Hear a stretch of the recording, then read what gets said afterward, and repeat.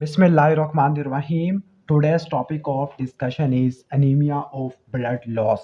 Previous video के अंदर हमने अनीमिया का बेसिक ओवरव्यू ले लिया था और हमने ये कहा था कि अनीमिया को क्लासीफाई करने के लिए हम दो क्लासिफिकेशन मैकेनिज्म यूज़ करते हैं।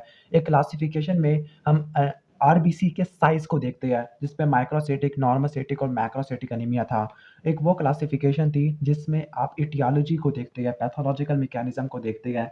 इस बेस पर अनीमिया को 3 कैटेगरी में डिवाइड करते थे। एक अनीमिया ब्लड लॉस की वजह से होता था, एक अनीमिया हेमोलिसिस की वजह से होता था कि आरबीसी ज़्यादा टूट रही है या आरबीसी कम प्रोड्यूस हो रही है। तो पहली कैटेगरी है अनीमिया ऑफ ब्लड लॉस। इसमें कोई मॉर्फोलॉजी नहीं है लेकिन इसमें थ्योरी है, तो थ्योरी को देख लेते हैं।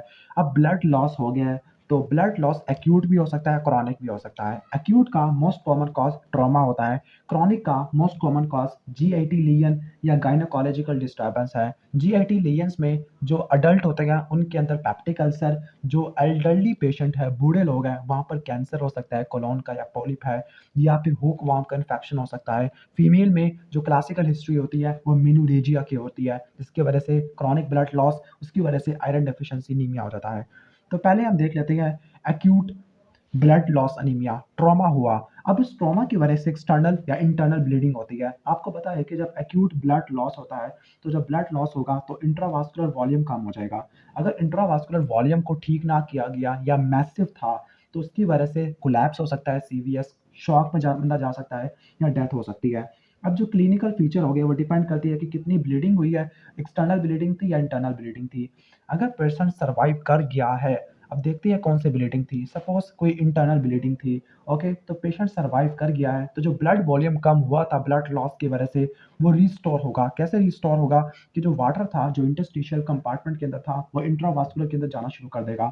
जब पानी ज़्यादा आ जाएगा खून के अंदर तो वो आरबीसी को डाइल्यूट करना शुरू कर देगा, हीमोडाइलेशन हो जाएगी, आरबीसी का नंबर कम हो जाएगा, हेमाटोक्रिट कम हो जाएगा। जब आरबीसी का नंबर कम हो जाएगा तो टिश्यू ऑक्सीजनेशन कम हो जाएगी, हाइपोक्सिया हो जाएगा। जब हाइपोक्सिया होगा तो इरिथ्रोपोइटिन की प्रोडक्शन ज़्यादा हो जाएगी और इरिथ्रोपोइटिन प्रोड्यूस होता है इंटरस्टिशियल सेल से, okay, in the peritubular capillaries. ये आपने किडनी वाले के अंदर पढ़ना है। हेमाटोक्रिट कम हो गया, हाइपोक्सिया हो गया, इरिथ्रोपोइटिन प्रोड्यूस होता है। इरिथ्रोपोइटिन ने क्या करना है, ये इसने इरिथ्रोइड प्रोजेनिटर सेल की प्रोलिफरेशन को बढ़ाना है जिसको बोलते हैं colony forming unit erythroid precursor, bone marrow के अंदर आता है। तकरीबन 5 दिन लगते हैं colony forming unit erythroid progenitor को मेच्योर आरबीसी बनने में और ब्लड के अंदर आने में। ब्लड के अंदर जो आरबीसी होते हैं वो इनिशियली रेटिकुलोसाइट की फॉर्म में आते हैं, जो बड़े होते हैं जिनमें न्यूक्लियस भी आता है, ओके। और जो इनिशियली आरबीसी होते हैं वो नॉर्मोक्रोमिक और नॉर्मोसाइटिक होते हैं। जैसे ही बोन मैरो की प्रोडक्शन ज़्यादा होती है, यानी बोन मैरो ज़्यादा आरबीसी प्रोड्यूस कर रही है, तो रेटिकुलोसाइट काउंट ज़्यादा हो जाएगा। नॉर्मली रेटिकुलोसाइट काउंट कितना होता है, 4 to 5% होता है, लेकिन ये 10 to 15% तक जा सकता है। जो रेटिकुलोसाइट्स होते हैं ये लार्जर होते हैं और इनके जो साइटोप्लाज्म होता है ब्लू रेड होता है। ब्लू रेड पॉलीक्रोमैटोफिलिक साइटोप्लाज्म होता है due to presence of RNA, जिसकी वजह से इनको पहचानना काफ़ी ज़्यादा ईजी हो जाता है और इससे हम एनीमिया वगैरह को देख भी सकते हैं या बोन मैरो की एक्टिविटी को चेक कर सकते हैं। अब आरबीसी का ही इफेक्ट नहीं होता, यानी इंट्रावैस्कुलर वॉल्यूम की वजह से आरबीसी के ऊपर ही इफेक्ट नहीं आएगा। ये इफेक्ट आपको प्लेटलेट और डब्ल्यूबीसी में भी देखने को मिलेगा। लाइक इंट्रावैस्कुलर वॉल्यूम कम हो गया तो बीपी भी कम हो जाएगा, बीपी कम हो जाएगा तो सिंपैथेटिक स्टिमुलेशन चलती है, एड्रीनल मेडुला से हार्मोन प्रोड्यूस होते हैं। अब वो क्या करते हैं, वो मार्जिनेटेड पूल से ग्रैनुलोसाइट को मोबिलाइज कराते हैं। मार्जिनेटेड पूल का मतलब है कि कुछ ऐसे डब्ल्यूबीसी होते हैं जो वाल के साथ अटैच होते हैं, कुछ सर्कुलेटिंग होते हैं, फ्रीली सर्कुलेट कर रहे होते हैं, कुछ वाल से अटैच होते हैं, तो उनको मार्जिनेटेड कहते हैं। तो जो चिपके हुए होते हैं उनको वापस ब्लड में ले आना, तो ये मोबिलाइजेशन होती है एड्रिनर्जिक हार्मोन से और इसकी वजह से ल्यूकोसाइटोसिस हो जाती है और इसी मैकेनिज्म के जरिए थ्रोम्बोसाइटोसिस भी हो जाती है।